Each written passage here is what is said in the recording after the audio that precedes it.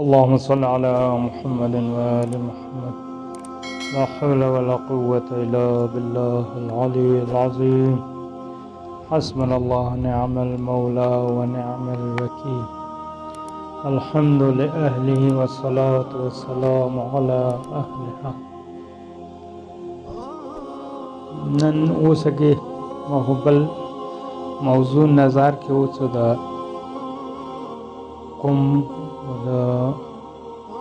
قم شهر عظمت و امام جعفر صادق علیه السلام نے قم په متعلق صد امام زمان ظهور نمخ کې بو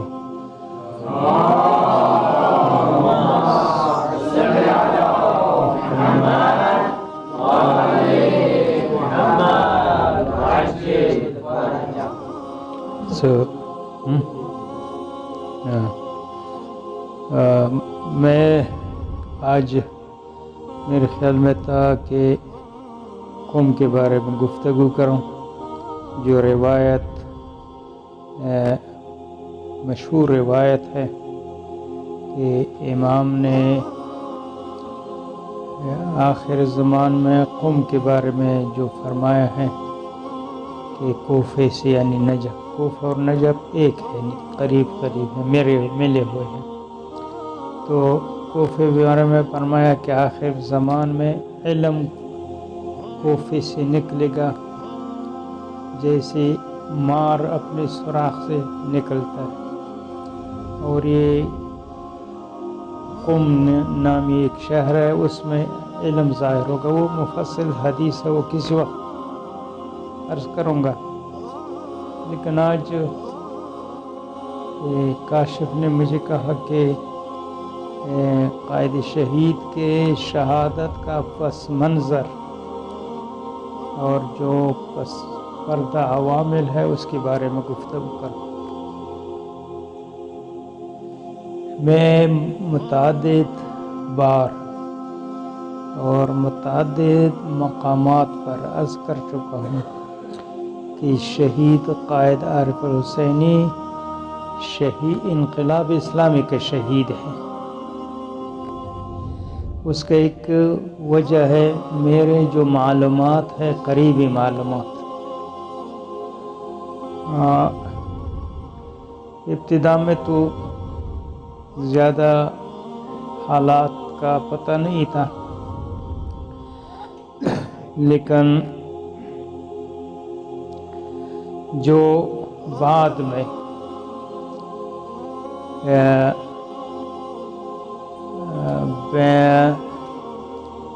شہید کے قتل کے سلسلے میں عدالت میں جو تحقیقات ہوئے، جو لوگ پکڑے گئے اور جو باتیں ہمیں معلوم ہوئیں، اس سے پتہ چلا کہ آغا صاحب کی شہادت میں نے تو ان دنوں میں بھی عرض کیا کہ آغا صاحب کو چونکہ امام خمینی کے افکار اور تعلیمات کو پھیلانا چاہتے تھے اور اس کی زندگی کا مشن یہ تھا کہ انقلاب اسلامی کے اہداف کو آگے بڑھائیں. اسی حوالے سے جو امام نے مسلمانوں کو جو سفارش کی تھی کہ شیعہ سنی ایک ہو جائے، اتحاد کریں، امریکہ کے مقابلے میں، اسرائیل کے مقابلے میں، اسلام دشمنوں کے مقابلے میں، شہید نے یہاں ایران میں، پاکستان میں اسی پرچم اتحاد بین المسلمین کو بلند کیا تھا. جہاں بھی جاتا تھا اتحاد بین المسلمین کے بارے میں گفتگو کرتا، اہل سنت کے علماء سے ملتا تھا تو اتحاد بین المسلمین کے بارے میں سفارش کرتا تھا، گفتگو فرماتے، جوانوں کو درس دیتا، لیکچر دیتا. جہاں بھی تھا وہ اتحاد بین المسلمین کو موضوع سخن قرار دیتے. کیونکہ جیسے کل بھی میں نے عرض کیا کہ مسلمانوں کی کمزوری یہ ہے کہ مسلمان میں اتحاد اور وحدت نہیں ہے. کفر اور سامراج کی طاقت ہماری اسی کمزوری کو انہوں نے اپنا طاقت بنایا ہے. مسلمانوں کو آپس میں لڑانا، ان کے درمیان میں غلط فہمیاں پیدا کرنا، کچھ سنی علماء میں جو متعصب قسم کے ہیں ان کو شیعوں کے خلاف بھڑکانا، اور شیعوں میں کچھ ذاکرین اور خطباء ایسے ہیں کہ ان کو اسی خطوط پر بھڑکانا اور ان کو اہل سنت اور دوسری اسلامی مسالک کے خلاف بھڑکانا. اسی وجہ سے مسلمان آپس میں دست بگریبان ہوئے. امام خمینی کے اہداف میں سے سر فہرست یہ تھا کہ مسلمانوں میں اتحاد قائم کرے، اور امام خمینی بھی اپنے طور پر ہر تقریر میں، ہر گفتگو میں، ہر پیغام میں اتحاد بین المسلمین پر زور دیتے ہیں، چونکہ یہ امام کے اہداف تھے، یہ امام کے افکار تھے، یہ امام کی تعلیمات ہے. اور شہید عارف الحسین ان افکار کو پاکستان میں بلکہ دنیا بھر میں پھیلانے کی کوشش کرتا تھا.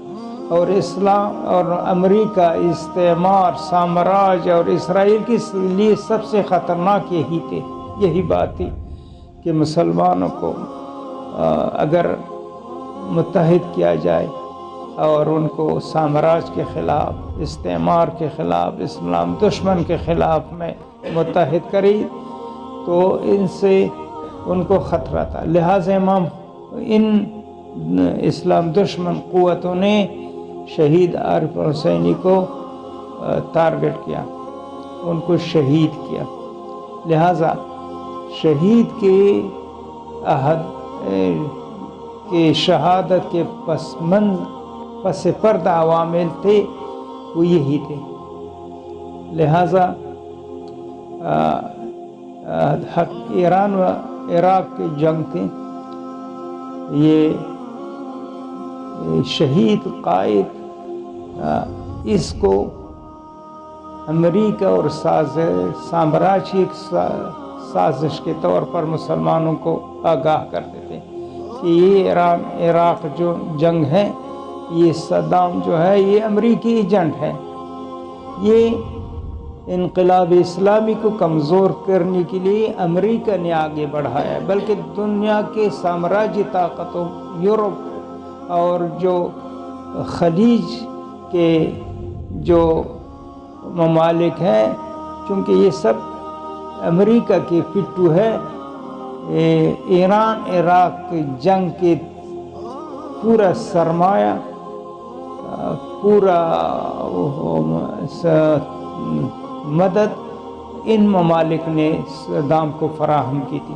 امام خمینی نے ایک بیان میں فرمایا کہ یہ خلیج کے ممالک ہے، سعودی ہے، کویت ہے، امارات ہے، بحرین ہے، ان کو مخاطب کرتے ہوئے فرمایا کہ یہ صدام ایک درندہ ہے، درندہ.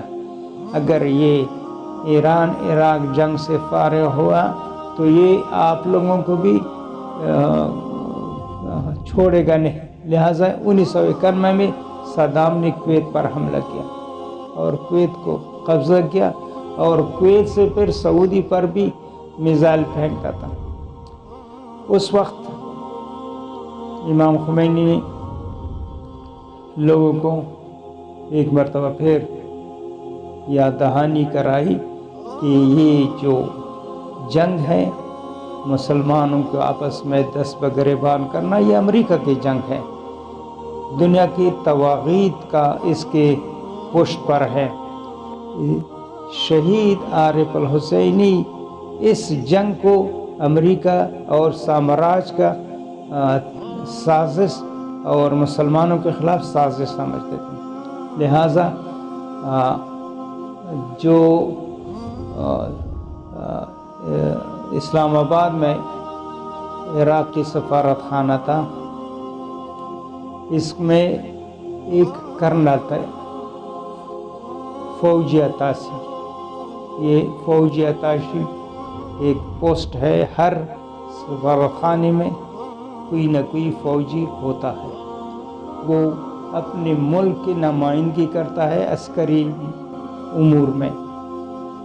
تو وہ جو فوجی اتاشی تھا، عراقی کرنل تھا، اس نے ایسے شخص کو جو اس کے ساتھ کوئٹہ میں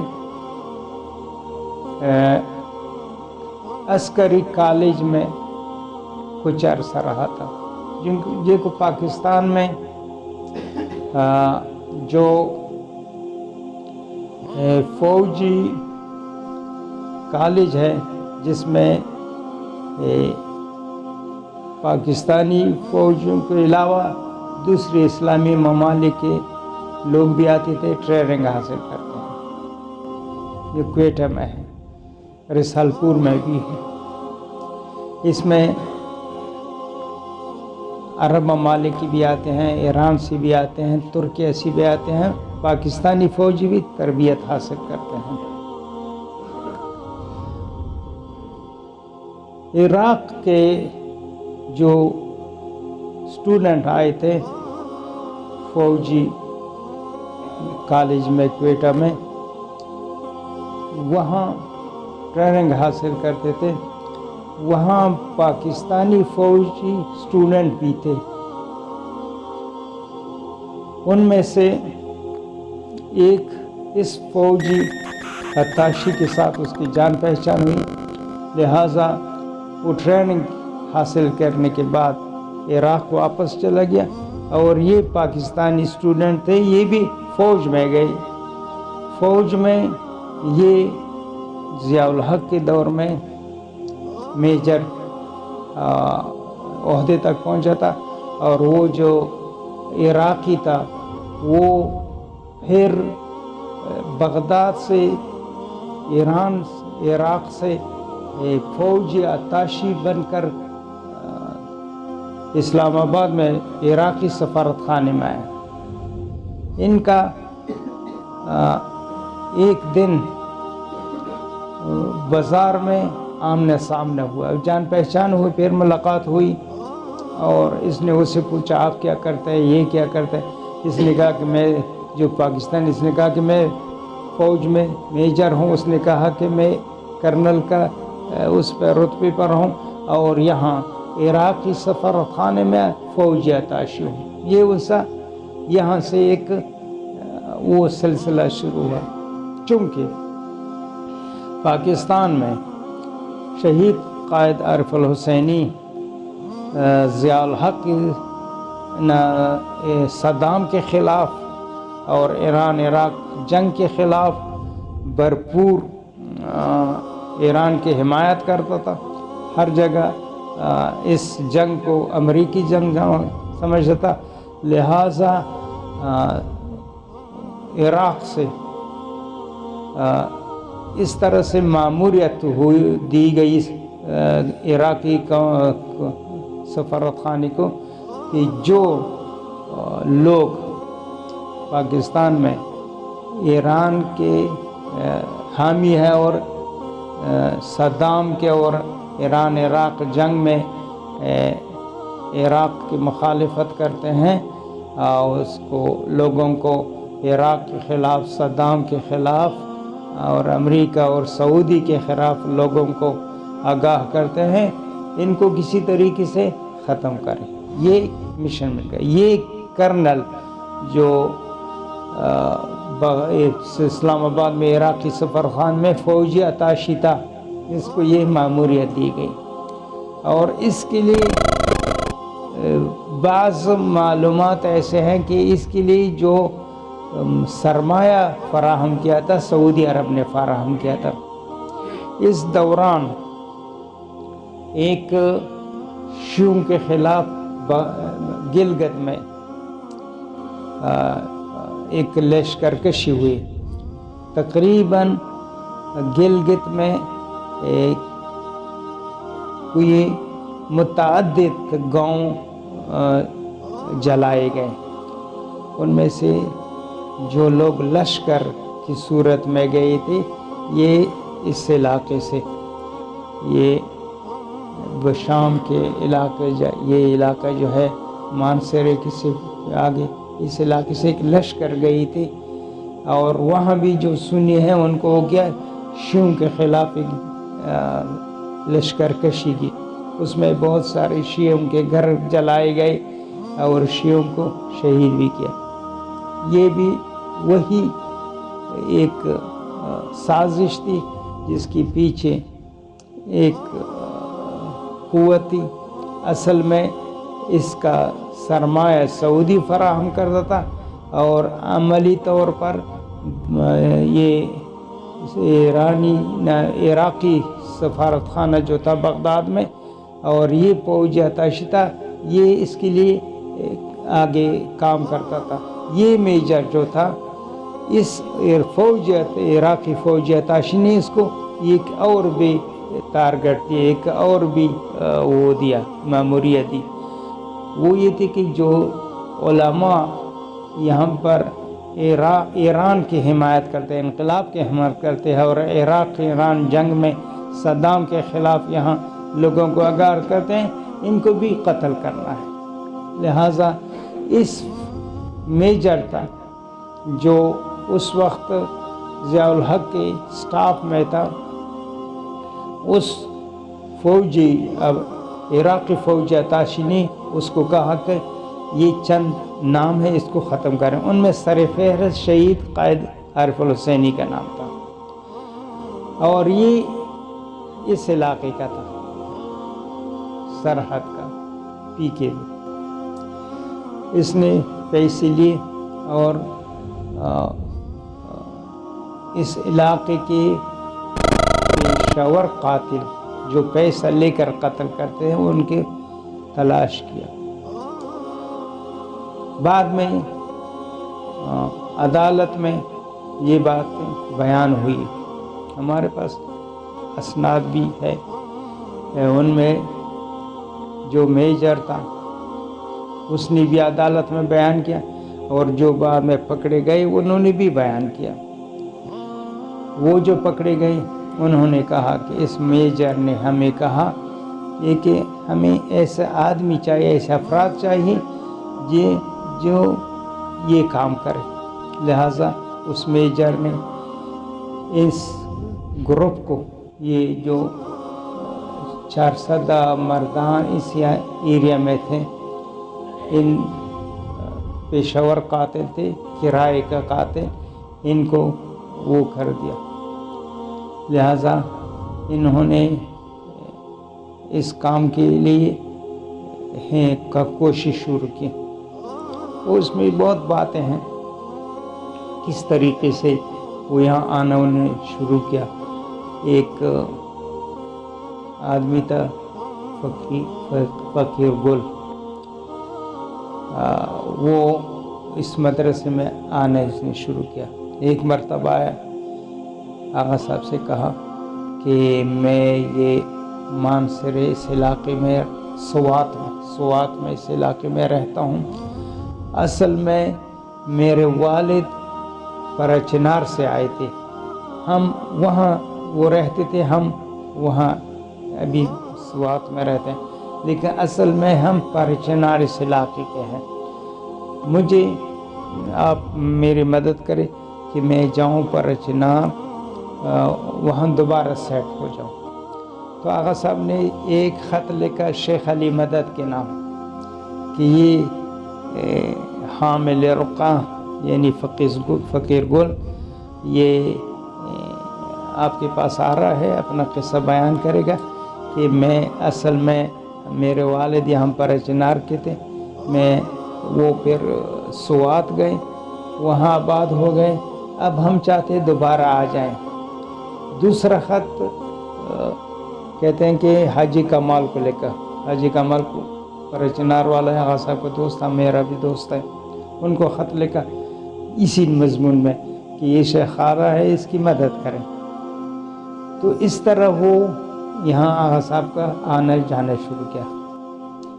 کچھ دن بعد یہ بعد میں بتایا گیا، ایک مرتبہ پھر آئے تھے، پھر آغا صاحب سے ملنے کے لیے، تو اس وقت آغا صاحب کراچی گئے تھے، ان کو کہا کہ آغا صاحب نے یہ کراچی ہے۔ پھر اس دن جس دن میں نے آپ کو بتایا کہ میں بیمار تھا، آغا صاحب نے مجھے اپنے ڈرائیور کے ساتھ، وہ ایک ڈاکٹر عراقی ہے، سیاح نام تھا، وہ یہ ہڈیوں کا ڈاکٹر تھا، اس کے پاس بھیجا۔ اس رات یہ پھر دوبارہ آیا تھا۔ میں عباس ڈرائیور، جو آغا صاحب ڈرائیور تھا، اس کی آغا صاحب کی جیپ میں اس عراقی ڈاکٹر کے پاس سے گئے، وہاں معائنہ کیا، پھر اس نے میرے لیے علاج تجویز کی۔ پھر ہم بازار گئے، وہاں اس جو انجیکشن لکھا تھا وہ بھی بڑی مشکل سے ملا، پھر انجیکشن لگا۔ جب ہم آئے کافی دیر ٹائم گزر گیا تھا، تو یہ اس وقت پھر فقیر گل اس ٹائم آیا تھا، یہاں نماز بھی پڑھی اور پھر آغا صاحب سے ملی۔ آغا صاحب سے کہا کہ وہ خط جو آپ نے مجھے لکھا تھا وہ مجھ سے گم ہو گیا، میں پر چنار نہیں جا سکا، وہ خط گم ہے، دوبارہ مجھے خط لکھا، ایک بہانہ تاکہ دوبارہ آ جائے اور آغا صاحب کے بارے معلومات حاصل کرے کہ یہ کہاں رہتا ہے، کہاں سوتا ہے، کس وقت کیسے، یہ سب اس کو نوٹ کرتا۔ نماز بھی پڑھی، ہم چائے بھی پیتے، جو بعد میں لوگوں نے بتایا وہ چلا گیا۔ اس طرح سے اس رات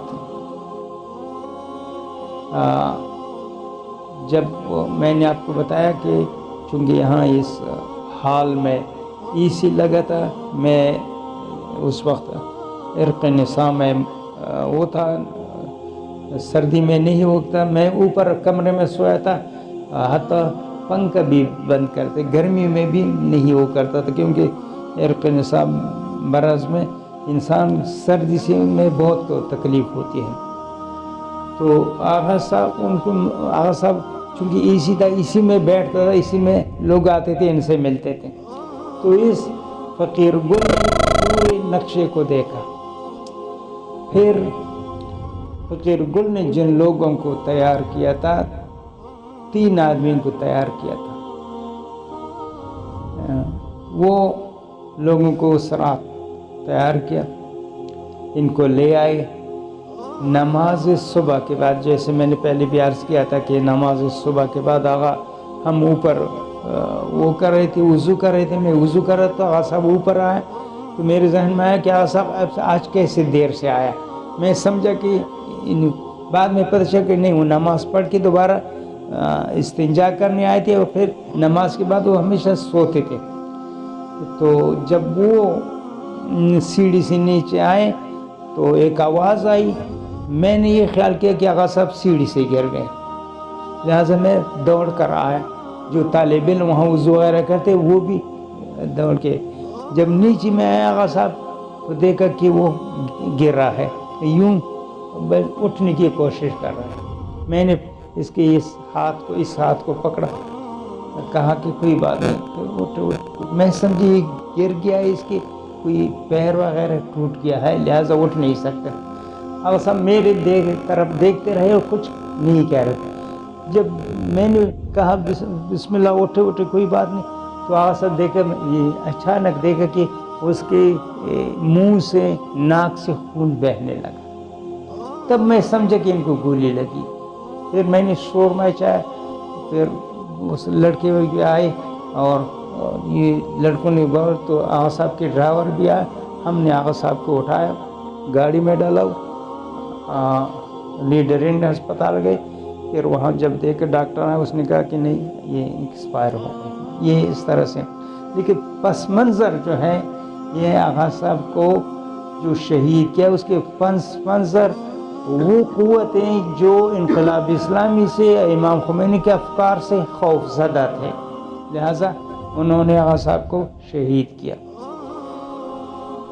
آغا صاحب کو میں بار بار دوستوں سے کہتا ہوں، کئی مجلس بھی ہو، کئی گفتگو کریں تو کہتا ہوں کہ شہید عارف الحسینی انقلاب اسلامی کے شہید ہیں۔ جس طریقے سے ایران عراق میں علماء اور جوان شہید ہوئے، وہ انقلاب کی شہید شہداء انقلاب ہے۔ اس طریقے سے اور علماء بھی بہت شہید ہوئے، شاہ کے زمانے میں ان کو شہید کیا گیا، اور پھر جو منافقین آئے بہت سارے شہید، مطہری، بہشتی اور بہت سے رجائی، باہنر، بہت سارے علماء اور زعماء جو شہید ہوئے، وہ جیسے شہداء انقلاب اسلامی ہیں، اس طریقے شہید عارف الحسین شہید انقلاب اسلامی۔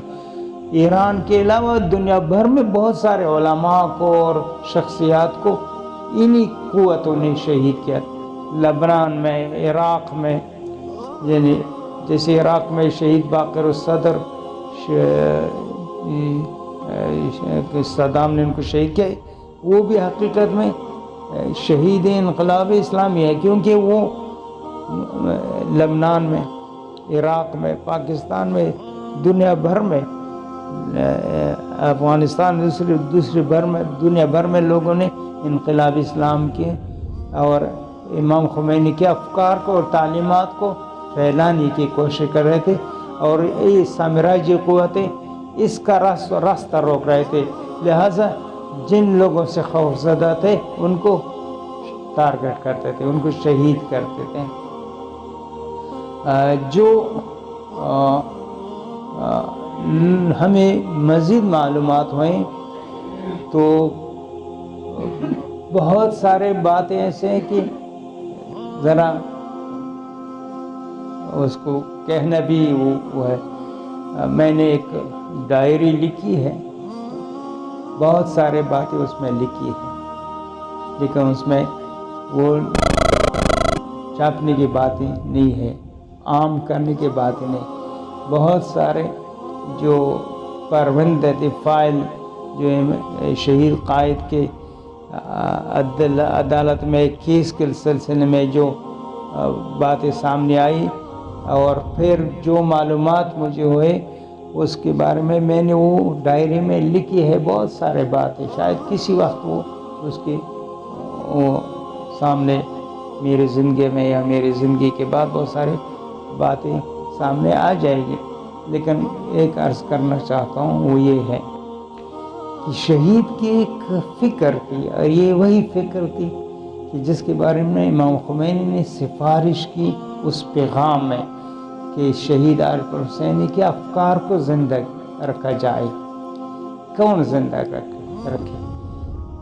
یہ علماء، یہ جوان، یہ طلبہ جو امام خمینی کی تعلیمات اور افکار سے متاثر ہے اور پیروکار ہے، اس پاکستان میں شہید عارف الحسین کی تعلیمات اور افکار کو زندہ رکھے۔